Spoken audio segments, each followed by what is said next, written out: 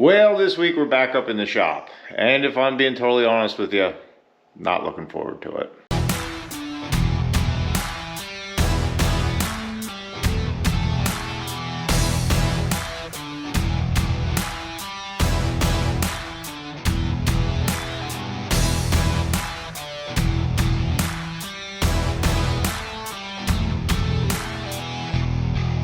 Hey guys, welcome back. I'm Corey. This is the Hill Custom Lumber YouTube channel. So yes, we're in the shop. It's been a little while since we've done some projects up here, or at least since you guys have been up here doing some projects. I've been quite busy in here, playing through a couple thousand feet of lumber the last 2 weeks, and well, it shows it. Everything's a mess. Floor's a mess, machines are a mess. So I've been putting off a job that I hate doing. I'm sure you guys all have those particular jobs that you just don't really care to do. You just want to work. Well, it's a maintenance day. I set aside the whole day here. We're going to clean off this shop. We're going to sweep it, put the odds and ends scraps away. This Northfield planer needs a sharpening in a terrible way. I've just kind of been pushing and pushing, but it shows it needs a good knife sharpening. The jointer in the back there needs a well, not a sharpening, but a knife swap out. Lots of projects need to be done here. I've been pushing off maintenance way too long, just trying to get some stuff done. And well, I figured it's a Monday, which kind of makes it worse, but let's just take the whole day and just get this stuff knocked out, that the shop is ship shape and ready for the next batch of jobs. So how about we start by pushing a broom?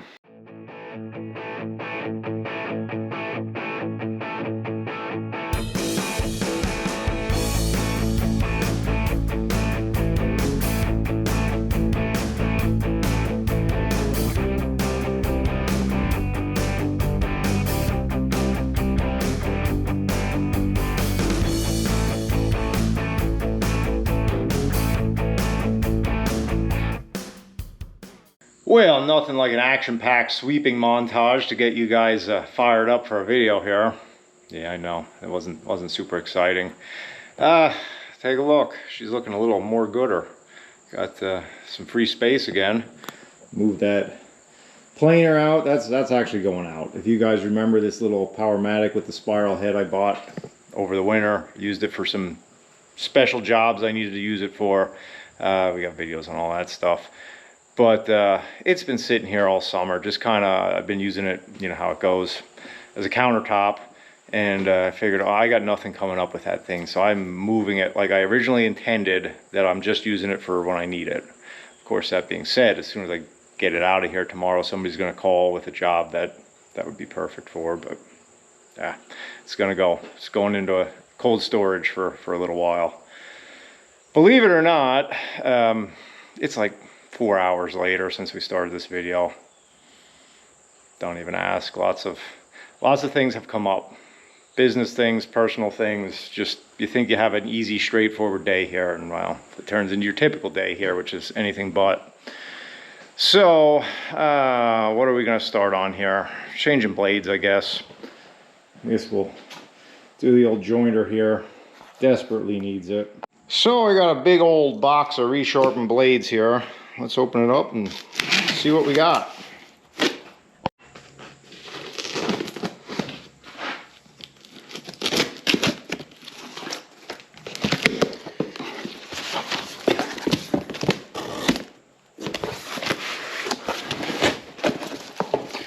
So I send all my stuff to Connecticut Saw and Tool to be sharpened, just because I have for years, and they always do a good job.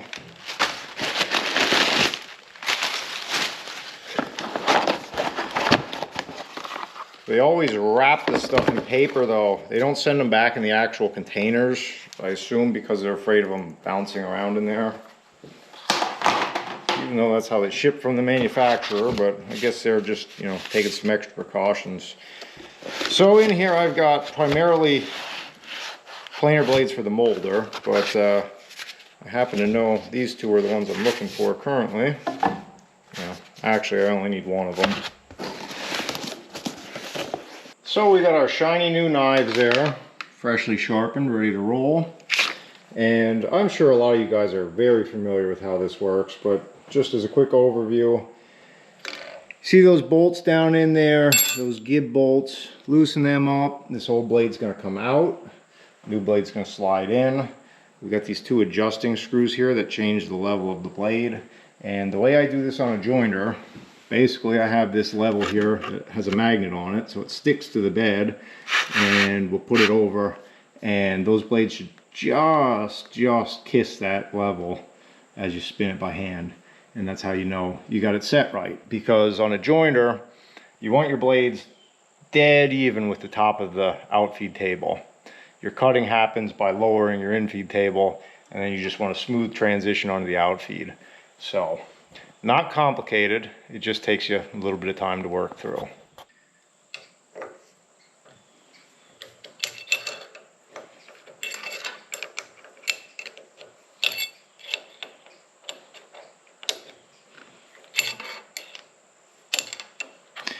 Every owner's manual ever will tell you to wear gloves while you're doing this so you don't cut yourself. I just find it too hard to work the tools, and believe me, when you drop that little Allen wrench down in there and you have to take the whole machine apart to take it up to get it back, yeah, that is not a fun day. Ask me how I know. There you go, old one out. We'll drop a new one in. We're gonna set it.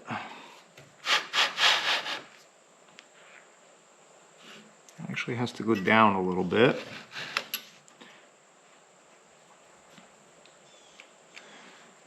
So I'm gonna work on perfecting this. Rinse and repeat. Right there. I don't know if you can hear that. Just kisses. I'm just gonna snug one up here on this side. Just a little bit to hold that.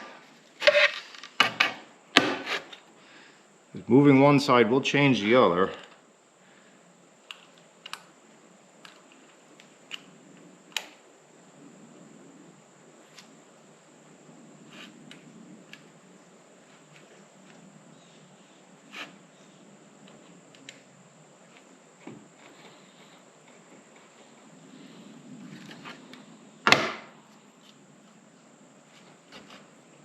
Yeah, that's going to go down a little bit more on that side. So I'll get this dialed in exactly how I want it. And then one other thing, you're always supposed to start in the center and work your way out when you're tightening these up. Kind of like lug nuts on a car. You just want to put even pressure on. So I always start in the center and work both ways just to make sure I'm putting even pressure along the whole blade and I don't tweak it as I'm tightening things up. So let me work at this a little bit and I'll get these all set.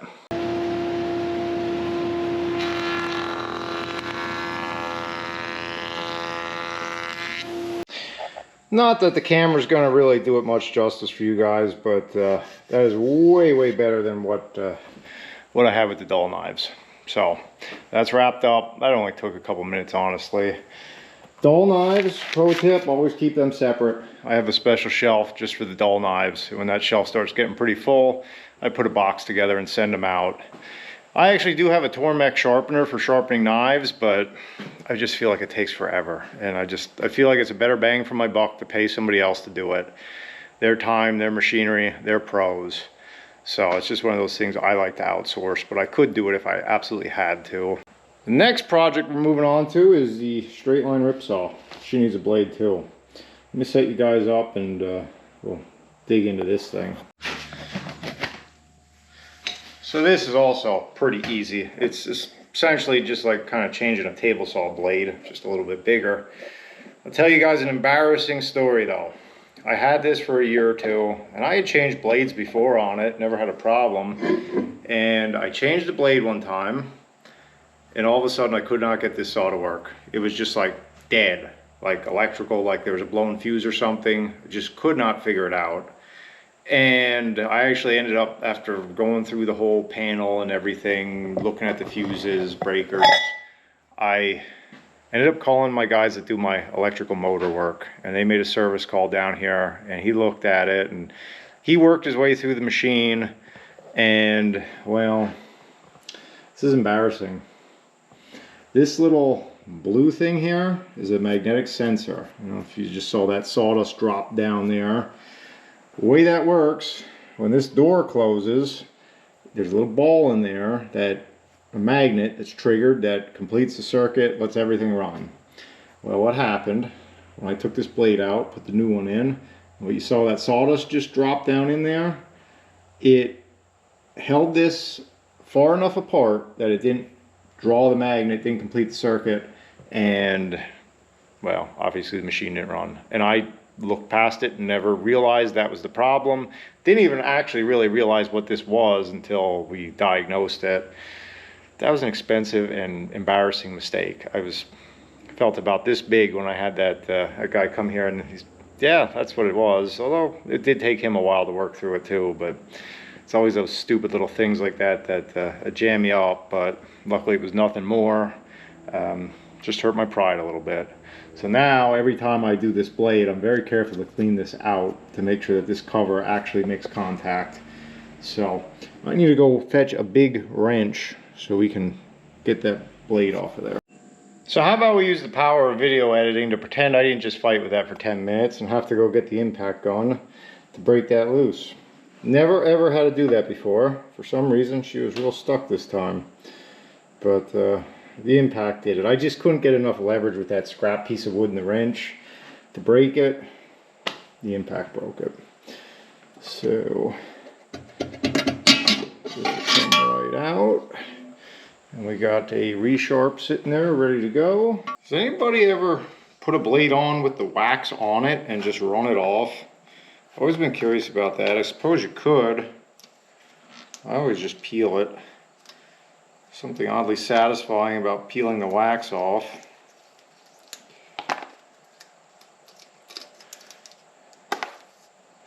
But I imagine if you just put it on the saw and let it rip, it would take it right off. Alright.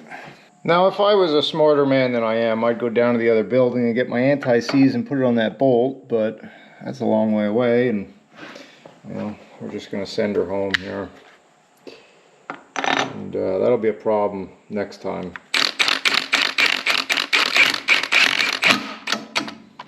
Get my scrap in there to hold the blade. Just kidding.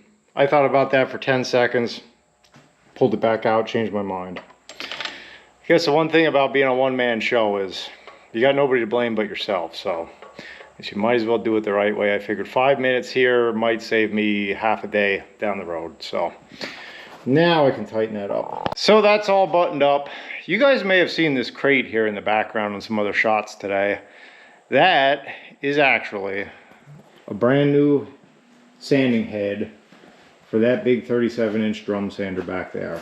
So it is the whole head assembly. That's actually a double-headed sander, so there's two of them. There's one new head in here. That's going to be a different project for a different day because that's going to be quite involved. But long story short, my second head is wore out and needs to be replaced. So that's a very expensive crate sitting there. But if you were wondering what was in there, that's all that is. That'll be coming up here in the next week or two. I don't know if I'm going to film it, but the project will be coming up. But I did save our biggest project of today for last. We're going to sharpen the old Northfield here. Now, I have an entire video on the channel about sharpening this, so I'm not going to get too in the weeds here. We'll just kind of overview it. But for those of you that are relatively new around here and don't know, this actually sharpens in the head. You don't have to take the knives out like we did on the jointer. You sharpen the knives right in the head. So using this onboard grinder here. So I'm going to get that set up, and I'm going to do some grinding on this old girl.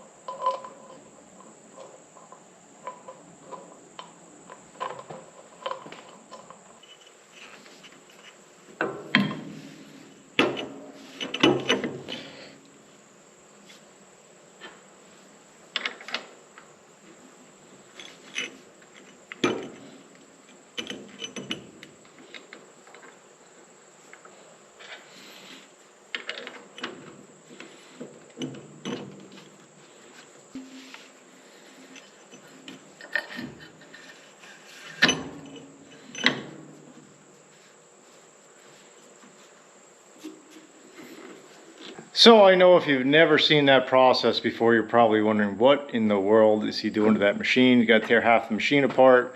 It's actually not bad at all. That takes about 5 minutes to pull the cooling fan off. This I was putting on here is just an index ring with a stop, so I can turn and lock for there's 4 blades on this machine, just like the jointer, and it allows me to lock those in place, so then I can, you know, spin to each knife and lock it. So it's set up to grind, and then the grinder rides on this bar here, and I can control the up and down, and you just crank it across the cutter head, and you'll do each knife and get them all even, and then we'll joint it. I actually have made this even easier by welding on a shaft on the end of this hand wheel, and I just use a cordless drill, and that way I don't have to crank it 500 times. I can just use the drill and run it back and forth across the head.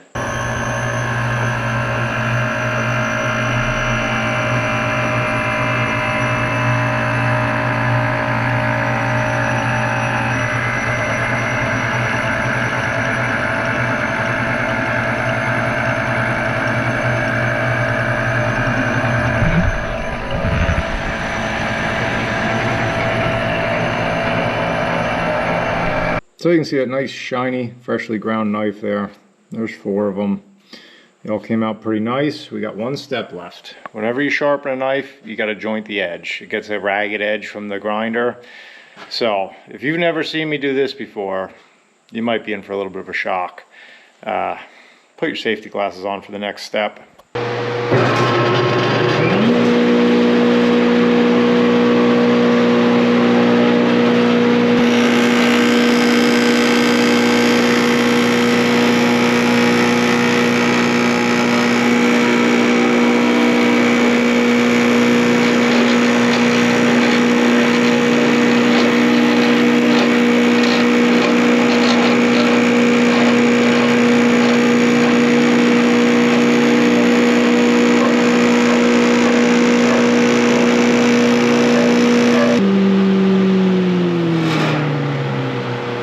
Got a brake on it because that takes a long time to spin down on its own.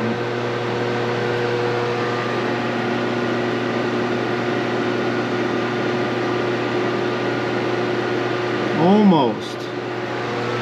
I'm going to joint a little bit more off of there and get them just perfect.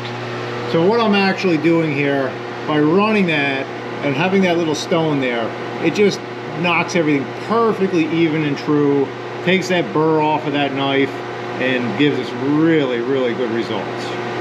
So I'm going to finish this up and get this buttoned up, and believe it or not, my day's in. I know it doesn't seem like a whole lot, but like I said, there's a whole lot behind the scenes going on.